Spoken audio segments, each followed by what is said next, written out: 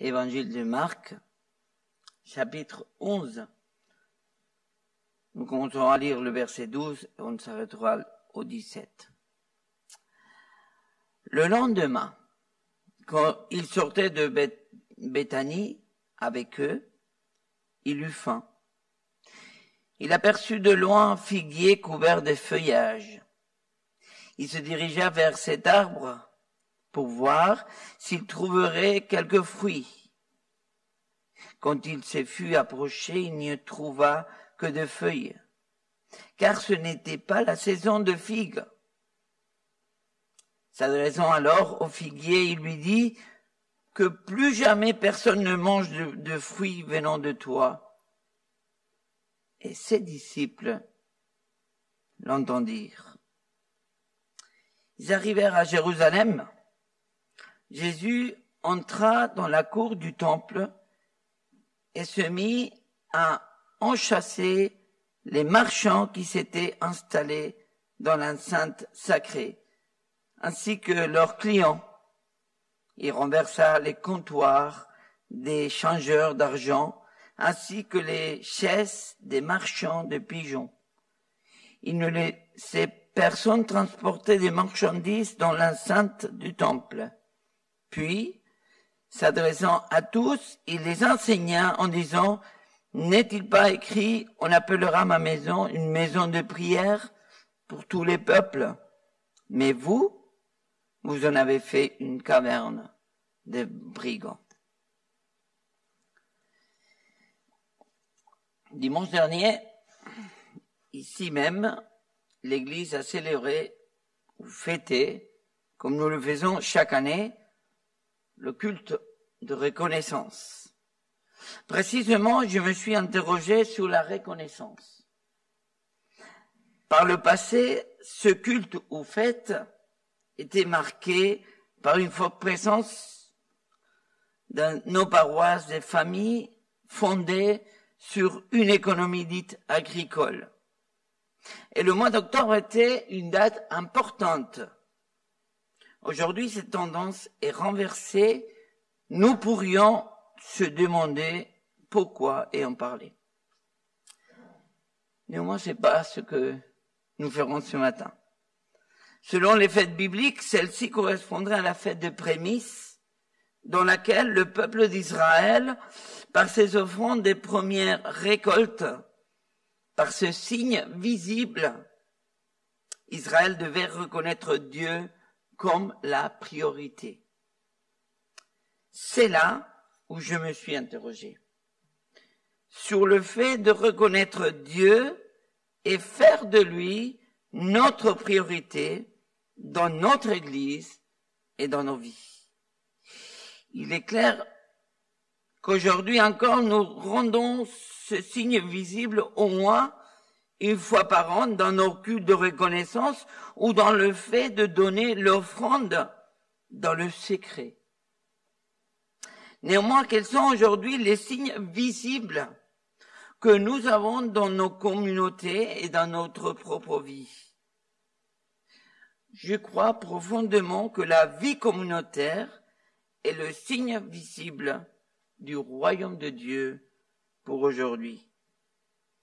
Il est vrai qu'il est beaucoup plus facile de marquer une date sous le calendrier et vivre un geste à un moment précis d'un culte. Mais certainement, il va être plus difficile de donner la priorité de Dieu par un geste visible dans le vécu communautaire ainsi que par un geste vécu quotidiennement dans nos cœurs, dans nos âmes, lieu et siège de nos émotions. Dans ce texte, la parole de Jésus nous fait réfléchir sur le fait de reconnaître, pour ainsi pouvoir vivre une vie communautaire, une vie personnelle dans la reconnaissance.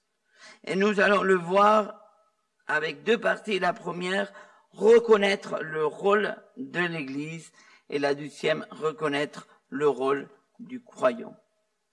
Commençons pour le rôle de l'Église par le verset 15. Ils arrivèrent à Jérusalem. Jésus entra dans la cour du temple et se mit à chasser les marchands qui s'étaient installés dans l'enceinte sacrée, ainsi que leurs clients.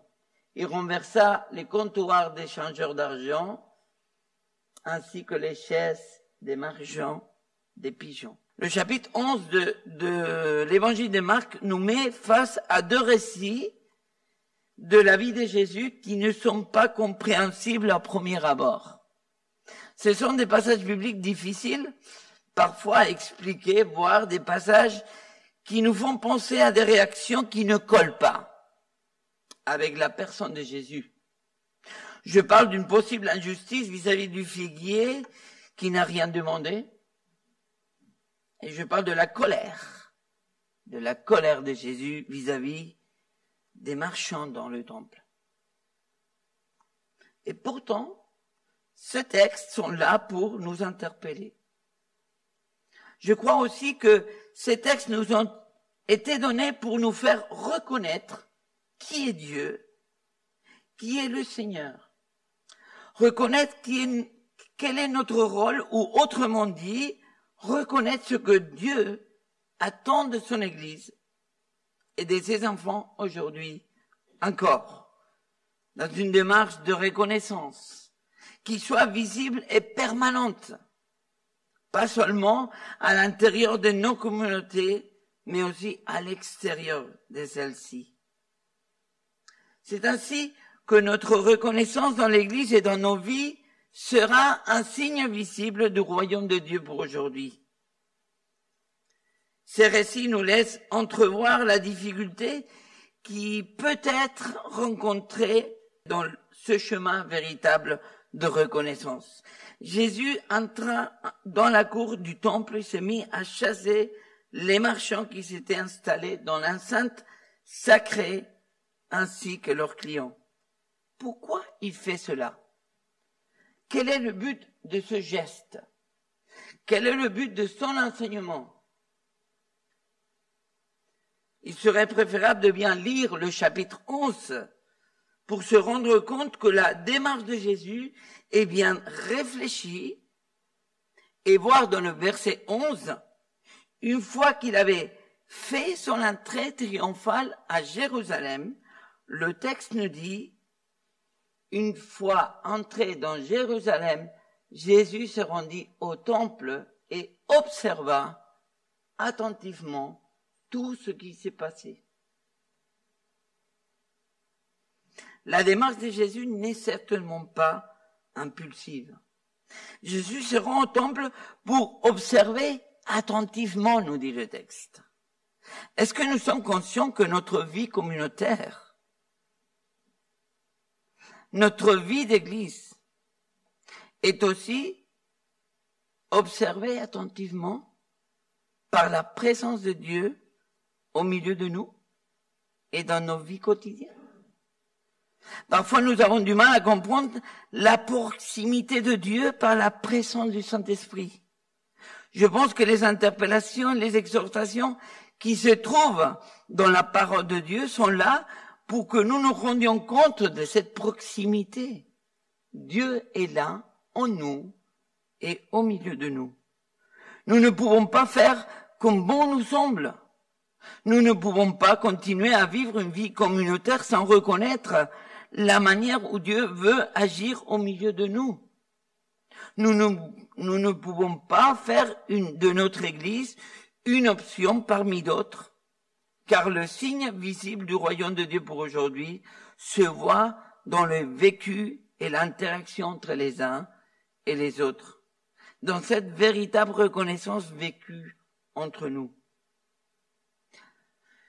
C'est un trait triomphal à Jérusalem que le chapitre 11 commence de Marc, dont il est question tout au début du chapitre, introduit le texte dans son contexte, c'est-à-dire dans la semaine de Pâques. Jésus arrive à la ville de Jérusalem pour finir et accomplir une fois pour toutes son œuvre du salut pour l'humanité. Et au milieu de cette semaine de Pâques, au milieu de ces derniers jours de la vie de Jésus, la parole de Dieu nous rend compte de ces deux épisodes dans un même contexte. C'est-à-dire dans la semaine de Pâques.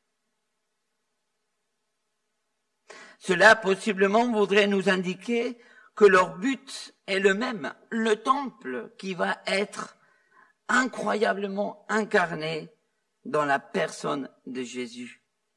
Quand nous prenons ces deux passages, il y a deux possibilités. Ou bien on ne dit rien et ces passages restent dans l'incompréhension, ou bien nous essayons de justifier l'action de Jésus de différentes manières.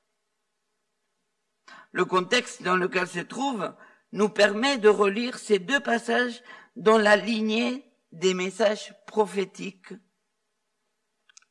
où nous trouvons, dans l'Ancien Testament, où nous trouvons par exemple Osée qui se marie à une prostituée pour dénoncer l'infidélité d'Israël.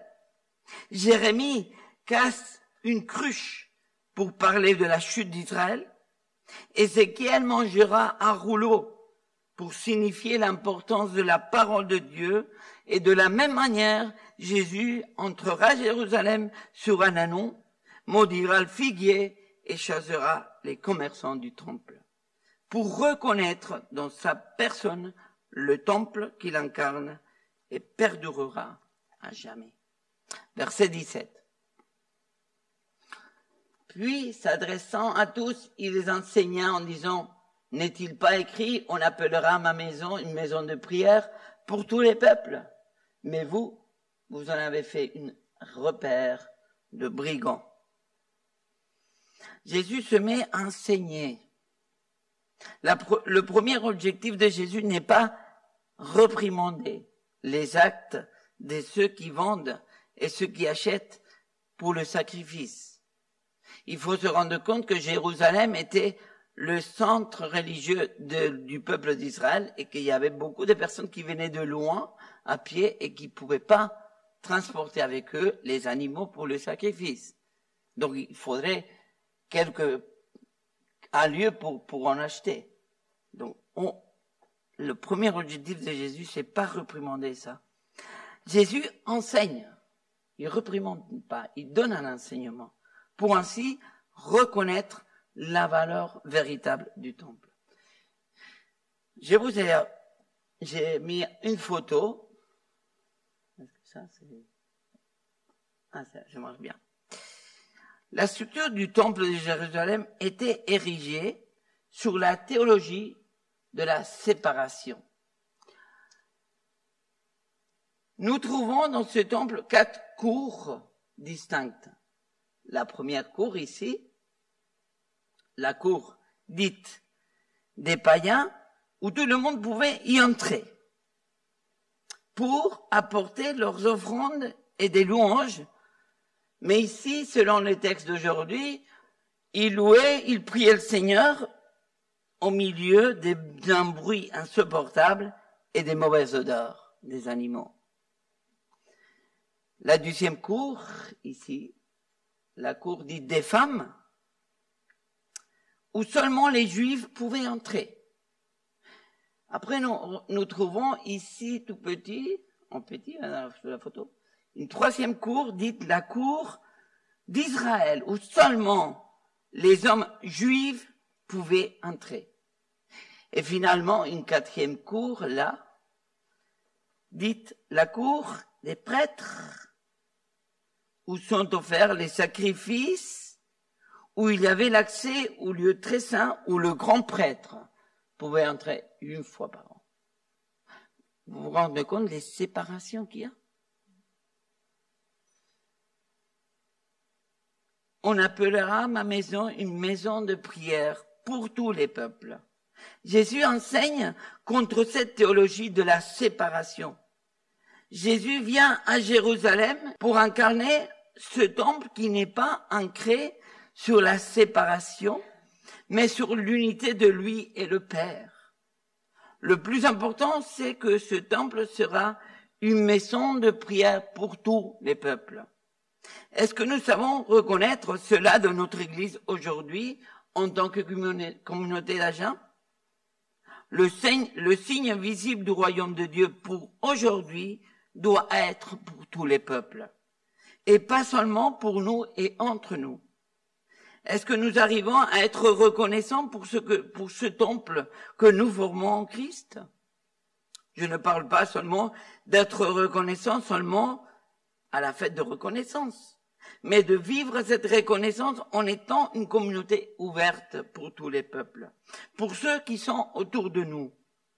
Cette reconnaissance ne se limite pas à ce que nous avons eu, à ce que Dieu nous donne, mais plutôt à ce que nous sommes en Christ. Cette reconnaissance, je ne peux pas que la vivre dans la communauté que nous formons, en reconnaissant le rôle de l'Église comme un signe visible du royaume de Dieu.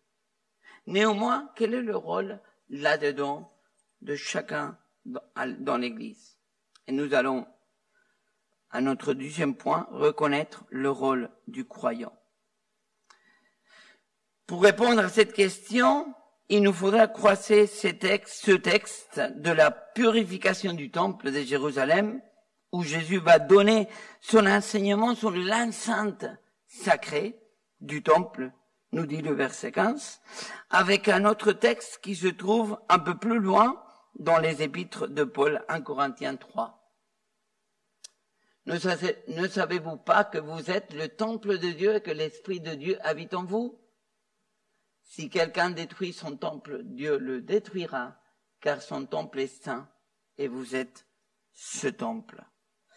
Comment reconnaître le rôle de chacun et chacune dans l'Église que nous formons en tant que communauté en Christ? Commençons pour parler de reconnaître selon comme cela est décrit dans la parole de Dieu, le rôle de ceux et celles qui sont nés de nouveau en Christ. Vous êtes le temple de Dieu.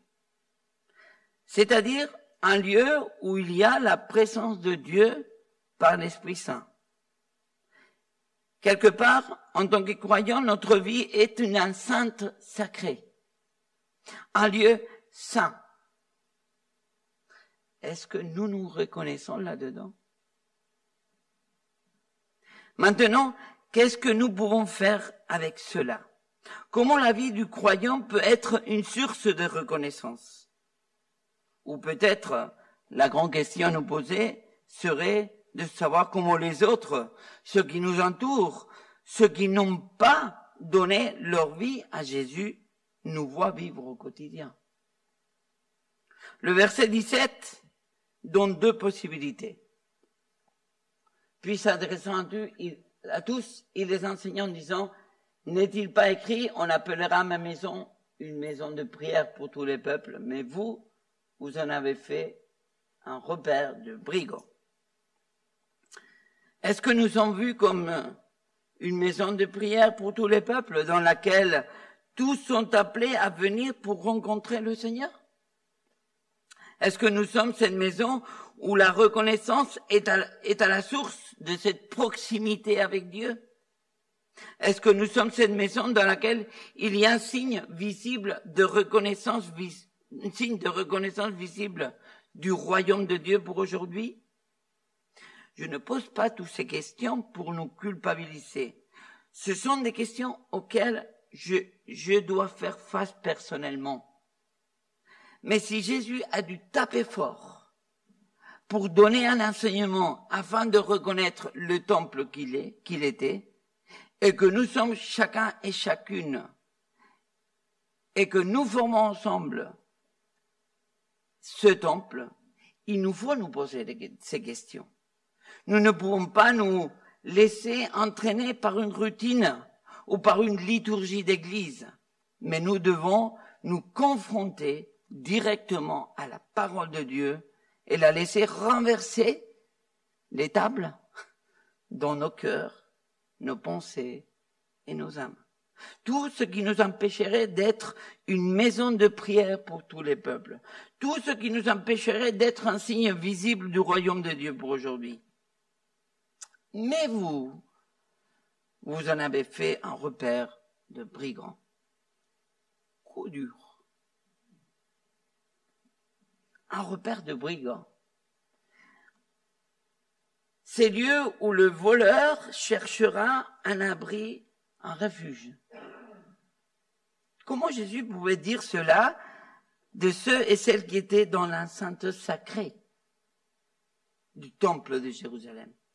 Il y avait du vol, à part les changeurs d'argent qui se faisaient une belle marge avec l'échange, avec la monnaie du temple. Quoi d'autre pouvait être volé? Le vol peut être vu dans l'enceinte sacrée, précisément dans ce qui est sacré, dans ce qui est saint. Les paroles de Jésus reprennent les paroles qu'on a vues en première partie de le prophète Jérémie 7, verset 11. Ce temple qui m'appartient, est-il à vos yeux une caverne de brigands? C'est une question que la parole de Dieu nous pose.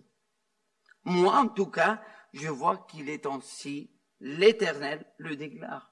Le prophète voit avant tout un peuple qui bafoue les principales dispositions prévues par la loi de Moïse. C'est-à-dire un peuple qui se coupe des bénédictions de l'alliance avec Dieu.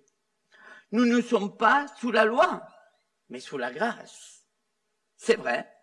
Mais nous ne pourrons pas faire de cette grâce un prétexte pour continuer à négliger l'enceinte sacrée de nos vies en tant que temple de l'Esprit Saint.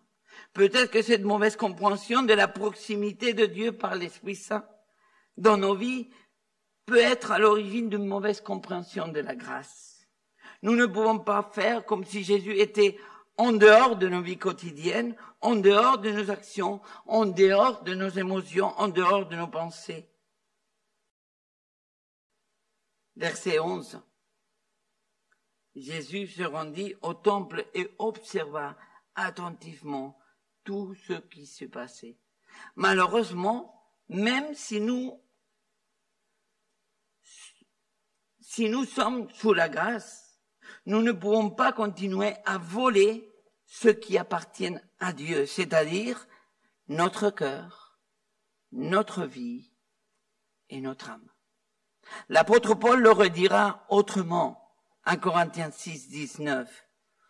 Ou bien encore ignorez-vous que votre corps est le temple même du Saint-Esprit qui vous a été donné par Dieu et qui, maintenant, demeure en vous?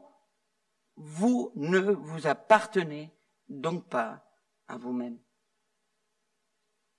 Nous pouvons bien nous appliquer les paroles de Jésus sur nos propres vies quand il dit « Mais vous en avez fait un repère de brigands ». Pas pour nous accuser, pas pour nous culpabiliser, mais pour revenir dans la vraie reconnaissance du temple que nous sommes en Christ. Pour nous rendre compte, peut-être qu'il faut changer des manières de vivre notre rôle d'enfant de Dieu, dans le quotidien, dans la communauté que nous formons en Christ, pour ainsi devenir un signe visible du royaume de Dieu pour aujourd'hui. Ce que nous vivons dans le privé de notre cœur, dans nos pensées, dans notre âme, c'est-à-dire nos émotions, va influencer l'Église et les autres qui vivent autour de nous. Soyons chacune et chacun et ensemble des maisons de prière pour tous les peuples, des lieux de reconnaissance pour ce que nous sommes, par ce que nous sommes, pour ce que nous sommes en Christ, des lieux où la reconnaissance sera un facteur pour ceux et celles qui sont autour de nous, qui les attirera vers celui qui les aime, qui peut les sauver et leur donner la vie éternelle. En tant que croyants et enfants de Dieu, nous avons le même rôle qu'Israël, qui devait être l'exemple et le porteur du salut aux yeux des autres nations. J'arrive à la conclusion. On revient à la question du début, quels sont les signes visibles de reconnaissance dans notre Église et dans nos vies? La réponse à cette question ne peut pas être le dimanche de la fête de reconnaissance. La parole de Dieu nous appelle à aller plus loin sur ce que nous sommes en Christ. Nous n'avons pas parlé du figuier, où Jésus cherchera des fruits hors saison. Effectivement, il n'y avait pas de fruits. C'était pas la saison. Il n'avait pas de fruits. Le figuier, c'était un figuier couvert de feuillage. Les disciples étaient étonnés de la réaction de Jésus. Mais dans le contexte, ce figuier devait se comprendre comme une sorte d'introduction par rapport à l'enseignement que Jésus allait donner plus tard dans le temple. Ce figuier couvert de feuillage extérieur sera asséché de l'intérieur pour ne pas accomplir la fonction qui lui a été donnée. Ainsi, le temple peut être vu de l'extérieur d'une manière, mais Dieu voit l'intérieur selon la fonction qu'il a prévue. Autrement dit, nos vies et notre Église peut rassembler à ces figuiers couverts de feuillage à l'extérieur. Il ne faut pas oublier que Dieu voit à l'intérieur. Ce texte doit nous encourager à chercher à être des signes visibles du royaume de Dieu pour aujourd'hui, nous encourager à être ensemble une maison de prière pour tous les peuples. Je vous invite à la prière. Merci Père pour ta parole ce matin. Parfois nous l'ouvrons et nous lisons des textes qui peuvent nous choquer, qui peuvent nous interpeller. Mais c'est ta parole. Et tu nous l'as laissée pour nous faire du bien, pour grandir en toi, pour comprendre qu'est-ce que tu veux de nous, Seigneur. Qu'est-ce que tu attends de nous en tant qu'Église, en tant que tes enfants. Seigneur, permette-nous d'être reconnaissants pour ce que nous sommes en toi, tout simplement. Et que nous puissions, chacun de nous et ensemble, être une maison de prière pour tous les peuples. Une maison de prière pour tous ceux et celles qui sont autour de nous, afin qu'ils puissent venir et te voir toi, notre Seigneur et notre Dieu. Que ton Esprit Saint puisse nous accompagner, que ton Esprit Saint puisse nous aider à comprendre ton message de ce matin et que ta volonté soit faite dans notre vie et dans notre Église. Au nom de ton Fils Jésus. Amen.